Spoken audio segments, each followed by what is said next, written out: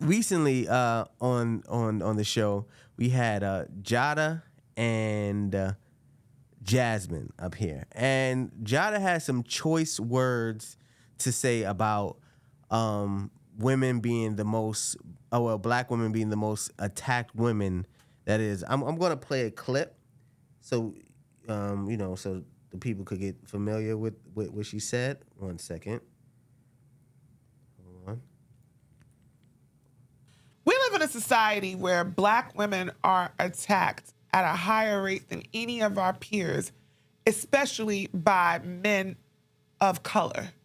And it's disturbing, and it's saddening, and it's disgusting. And the thing that really grinds my mother effing gears is I can guarantee you if that was a white woman, it wouldn't have went that route. I'm not going to say little Johnny on the spot wouldn't have tweaked out, but I doubt if he would have hit her like that. You know why? Because in his mind, that white woman came with some different protection and connections. And whether it was the protection of politicians, police, Ku Klux Klan, her family members, he would have stopped and thought about his future.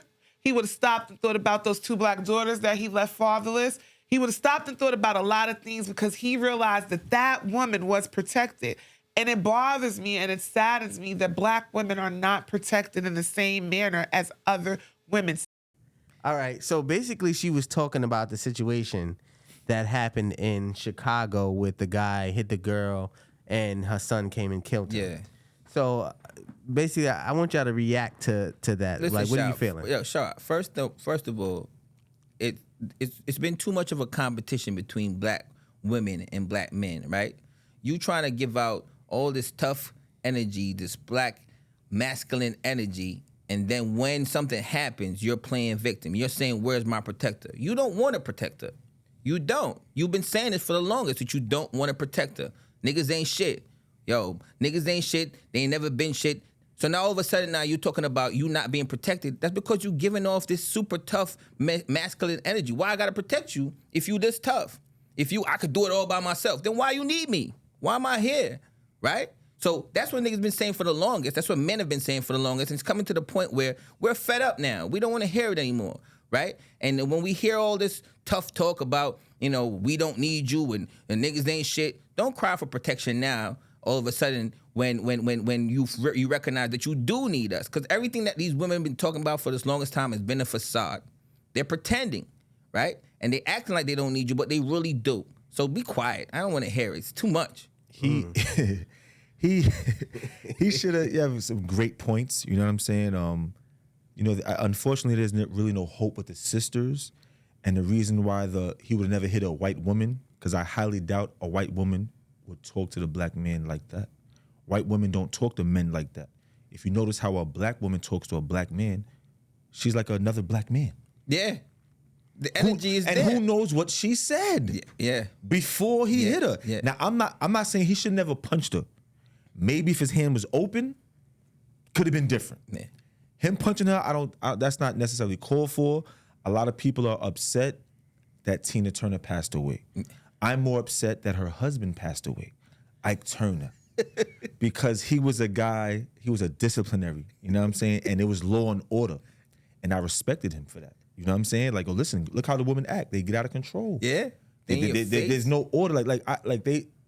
They're having kids. They want you to raise their kids. Like, where's the father at? Yeah. That's like a badge of honor because you have a kid. Okay, so what? Yeah.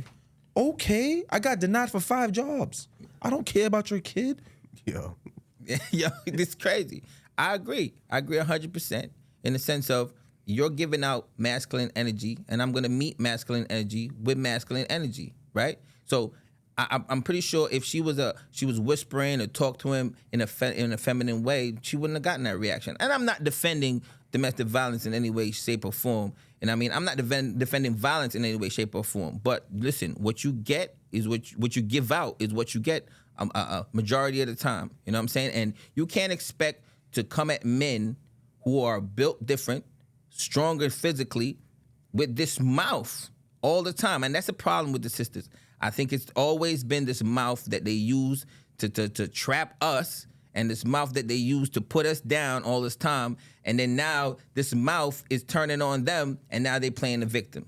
They got to watch their mouths. Like, they really have, their mouths have been a venom in our relationships for decades, for centuries now, right? Because every time you go home, you don't want to hear that mouth. You don't want to hear that nagging. You don't want to hear all this noise. And they use that as a weapon against us. And all of a sudden now we've been trying to, we've been trying to back away from the situation and try to play, the balanced kind of role. But they're not hearing that. They're now running with it. Now, if you try to take advantage of that or try to, in a sense, retaliate against them, then you become the bad guy, right? You become anything you say against a sister, you become the bad guy. They're just supposed to go yep, all 100%, and you're not supposed to say anything. I'm tired of it, man, and I think men in general, black men in general, are tired of it. They're tired of the sisters and their mouths is what's getting them in all this problem, and they need to put a lid on it. So women aren't supposed to voice their opinions and speak how they feel? Absolutely. You can voice your opinion. Everybody, opinions are like assholes, right? Everybody got one, right? But it's how you do it, right? Whatever happened to feminine energy for the black woman? Where did that go? Everybody's outside. Everybody's acting bad. That's not feminine energy, right? And you're going to meet a man with masculine energy. You're going to get that back in return. And that's what's happening. That's what's happening across the board. All these women are super tough. They're outside being God knows what, and when they meet someone that meets that same energy back with them, they play victim. It's like, do they really think on their own now? You know what I'm saying? I feel like something else is controlling their mind. Like, they feel like they need to be combative against somebody that they're supposed to build a life with. Yeah. Like, they don't know how to talk to you.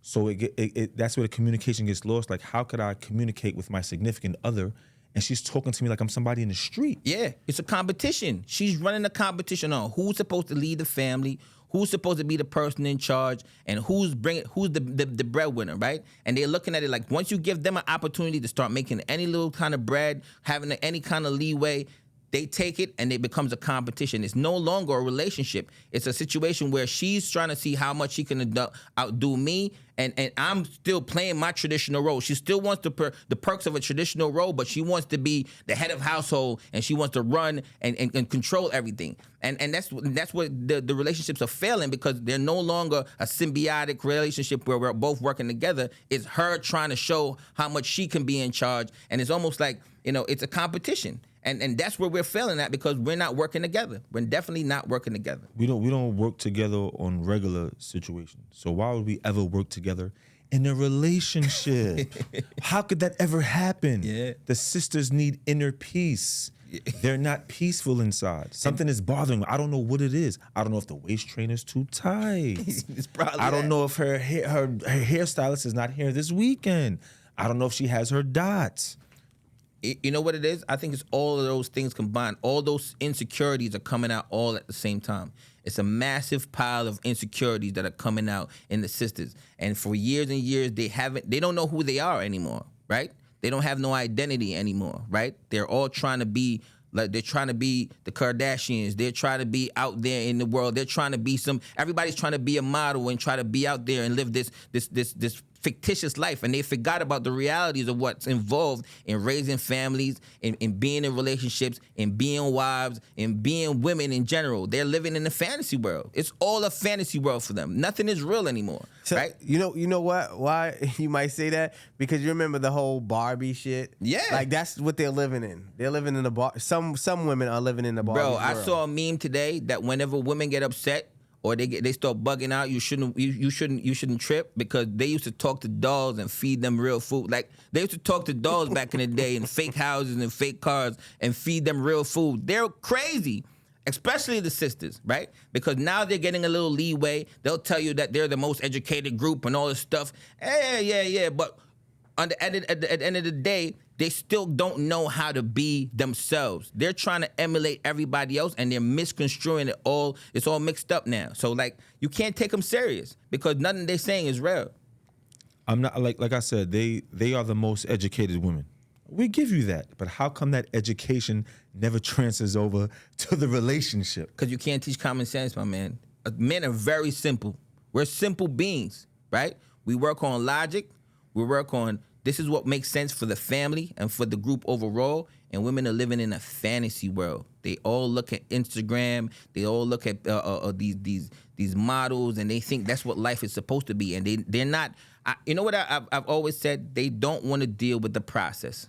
And relationships and being in developing things take process over the period of time. And these women nowadays, they just want instant gratification. They're just a microwave society of black women that they want the Bentley, and they want the house, and they want the 6'6" nigga that got the big dick with the $20 million bankroll, and they don't want to do nothing for it. They just want to exist for it. And shit don't work like that in the real world. And everybody they look up to, all their celebrity couple idols, all of them that they look up to, those couples don't last either. Yeah, facts. So now what? Yeah. You don't want the 9-to-5 guy.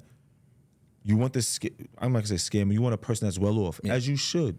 But when those relationships don't work, you have to ask yourself, how come that didn't work out? Is it him? I can't necessarily say it's that guy. Yeah.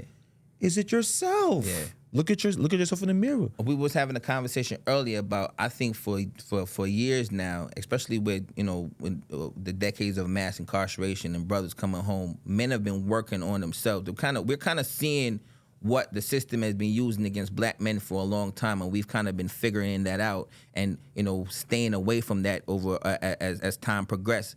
But we're never really looked into what the system has been doing for sisters. They've been manipulating them, and they haven't been noticing that, right? The BBLs, the ratchetness, the looseness. It's all a scheme to have them blind about what their position are. They don't recognize that they're losing what their position are. And they've been pillars in relationships, for years. Martin Luther King had Loretta Scott, and they don't want to be that anymore because they've been blinded, right? And black men have been working on themselves. We've literally been working on ourselves. When people saw Kevin Samuels and he was talking to us, he was talking to everybody about working on themselves. Sisters are not looking internally on what they are missing, right? They're not working on themselves at all. And because they haven't been working on themselves, they've become so toxic. And it's always somebody else's fault. They're pointing the finger at the black man, and they're pointing fingers at everybody else, and they're not taking any kind of self-accountability about what role they're playing in the devastation of what's going on in our relationships. Besides black women, like black men, we have to be self-aware of ourselves as well. Mm-hmm. So sometimes I'd be like, when I get into a deep thought, I'm like, you know what? Maybe we went wrong somewhere. I'm trying to give these women the benefit of the doubt. Like, maybe what do we do for them to act like that? Like, and it seems like they don't want to be under no umbrella. They don't want to be under no organization. And I'm not trying to make it seem like they employees, but it's like they don't want to be on the same page. They don't want to be on the same team. Basically. They don't want exactly, because they're competing. There is no structure. Like we used to have structure. We used to have a head of household. We used to hear behind every strong black man is a black woman. Nah, they don't want to do that no more. Now we used to say, okay, beside every black man is a strong black woman. Now they don't want to do that. They want to be in front. They want to have all the limelight. They want to take all the credit. And all of a sudden, niggas ain't shit. And if we ain't shit, then we fall into the back. But don't be saying niggas ain't shit. And then when shit happens, you're looking for a protector and a provider. You cannot want to be an untraditional woman wanting traditional perks and benefits. It don't work like that, right? Either you're going to get with the program or you're going to be by yourself. And that's what's happening. A lot of them are by themselves, and they're becoming more bitter, and they're becoming more negative, and they're wondering why they're not getting anything reciprocal, because nobody wants to deal with that. Nobody wants to deal with your mouth. Nobody wants to deal with your attitude. Nobody wants to deal with none of that, right? We still getting our money. We're still doing everything else. And the thing about the black man is fantasized throughout all races and religions and all creeds. So all different kinds of women still want the black man. The only man that wants the black woman is the black man, and she's shitting on us. So what they gonna do when we not here? So honestly, bro, the only person that wants the black woman is the black man. The white boys ain't dealing with all that noise. They're not dealing with all that mouth. We the only ones that do that, right? And when we not here, they gonna be alone. I'm telling you.